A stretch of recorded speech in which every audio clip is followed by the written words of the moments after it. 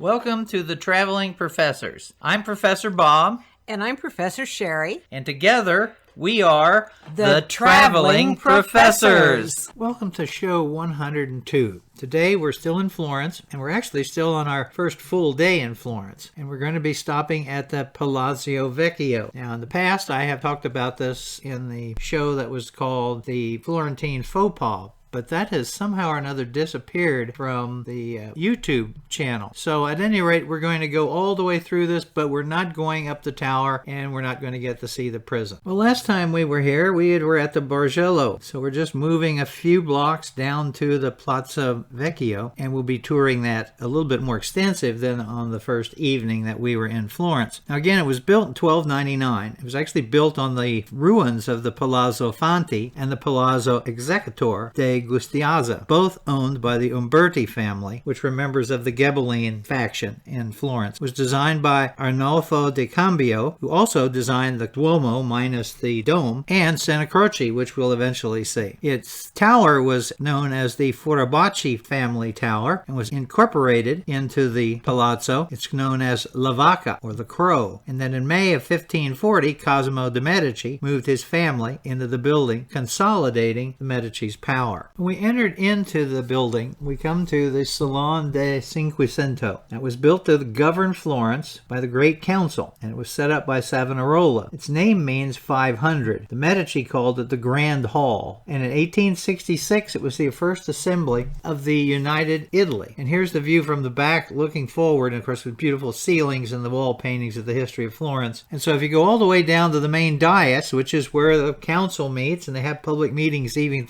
to this day, you see the seal of Florence, and then back behind it, the statues. And then if you happen to be on the dais looking at the people coming in to talk about civic matters, there's your view. And as you can see, there is a lot of room in here. The Medici used it also for balls and various parties. And then all around the wall are these paintings showing various scenes of Florentine history. Some of them fighting against Pisa and other different city-states. Here's a little closer view of one. There's a little bit better light. We're going to be talking about lighting here quite a bit today. Here's another one of the paintings. Very, very spectacular. And then if you're on the floor looking up, this is the magnificent ceiling. And if you get a good close-up of one of the areas there is what you see, the beautiful gilded ceiling. And then when you get past the back, there's an antechamber. And here's the antechamber, one side of it. Here's where the fireplace is located. And the floor, nice tile floor. And then we have the staircase, and the staircase leads us up to the next floor. But when you get up to the next level, it's quite a next level. Here's the view over the whole assembly area, and a little closer view of the ceiling. And then here is an artist's drawing from out of one of the books showing the first meeting of the first parliament or assembly in unified Italy. And here are some of the surviving seats that the delegates used at that particular time. Our first set of apartments is that of Pope Leo X, the Medici Pope, who was, of course, in love with adding art to the Vatican. And he had that little issue with Martin Luther as well. So here's the entry door, and you come into one of the rooms and look at the Roman-style artwork on the walls. Here's the other end of the room. And you'll notice, I was talking about lighting, notice the lighting. In each corner, you see these lamps firing to the ceiling. These torchieres are everywhere, and they are absolutely hot as can be. You get too close to that, they almost set you on fire. I can't imagine how that can be good for art. Of course, this is fresco, so you have to hit it with a pickaxe. They had this in all of the different museums, and it made taking photographs a nightmare. Now, here's a view of the ceiling, the wonderful different types of art on the ceiling. Here's the other end of it. A little bit of close-up of one of the panels, and then here's the center panel. And then when we left to go to the next level, here's a picture from as we're getting ready to go up the steps. You know, the wall's very plain, but the ceiling is stunning. And then here we are getting closer to the next side. But again, the ceiling is pretty nice. On the next level, we come to the Sala degli Elementi. It has The Birth of Venus by Vasari and Gherardi, which was done in 1555 to 57, and also Vulcan's Forge Forge by the same two artists, and also in 1555 to 57. So here you have the view of the room looking towards the fireplace, and over the fireplace is Vulcan's Forge. And then this is a little closer view without people in it. And you can see how the lighting is a little problematic with those torches. And then you turn around to the other end, look back, and there you see this beautiful Birth of Venus. This is a close-up view of it. But you see, it's not, shall we say, scorched by the lighting in the room at this point. Our next stop is known as the Terrace of Saturn. So you have this nice terrace. There's the ceiling. You look out through the opening there, and you get a beautiful view of Florence, looking up into the mountain area, looking back down the other direction. Very nice little something for the Medici to relax on. And we go inside, go down the hallway, and we come into what is known as the study of Minerva, the furniture from the period. Again, magnificent ceiling. Move on into the next room. Sheri looking up at the ceiling art. There's a beautiful painting of the Virgin and Jesus, and some of this really nice fresco work on the wall in the Roman style. And then in the next room, you see how narrow the corridors are. We come to the putti. This is the original by Vertrucchio, and it is the putti with a fish. Now this was the best I could do with the light that I had. However, they had a nice postcard of it when the professionals take pictures, and this is what it looks like when they have the lighting properly, so you can see the fish a little better and the putti in a little better condition. Again, there's the ceiling and the floor, and we exit out into another room. They all kind of come together. The only difference is looking at the ceiling to see what type of artwork is taking place, and the difference in the floors. There's a nice stained glass window, and here's the ceiling with Minerva. So there's a significant number of rooms, and it's pretty easy to get turned around. The next area we enter is the apartments of Eleonora de Toledo, who's the wife of Cosimo de' Medici and one of his business partners. And it is just stunning because she loved green. So you see this green color. You have the fresco work on the ceiling. Here's a little closer view of what that looks like. It's a little area off the side with a table and chair. There's some of the arch artwork. And then we come to the chapel of Eleanor. Very, very small. Beautiful painting in the middle with a little private kneeler in front of it. Now, I mentioned how you can get kind of turned around here. In the Florentine Faux Pas show, what happened was Sheri and I got separated. She was in a different room and I was in a different room, and we kind of keeping track of each other. And I went into a room and I saw the back of her and I thought, that's Sheri. And then I usually periodically come up and tap her on the rump. So I started to go over to put my arm around her and tap her on the rump, and then I thought, there's something not right about this. Well, I was right. It was another woman, but she looked so much like Sheri. So I told Sheri, and then what does she do? She goes right over to the lady and tells her the story, and they both have this great laugh. But as you can see, they both have jeans on. It's a different top, but same hairstyle and hair color and glasses and smile. So be careful. And then here is the ceiling of one of the rooms in the apartment, and then one of the other rooms, another ceiling. And then this is the artwork around one of the ceiling panels that have all these different Roman scenes in them. So that was the apartment of Eleanor. And we enter the room of Esther. And usually what happens is the room is named after the centerpiece art in the ceiling. So in this room, you can see it's relatively small. You have one of the pieces of artwork over here, but instead of concentrating on that, look at the doorway here. It's a little porch area, and a close-up of this. Here's the close-up of the art, which is not Esther. That's Mary and Jesus. But on the little porch area, you have this faux artwork to make it look like marble, and they had this in various other rooms. Then we go into the Penelope room, and we have a nice little piece of furniture there.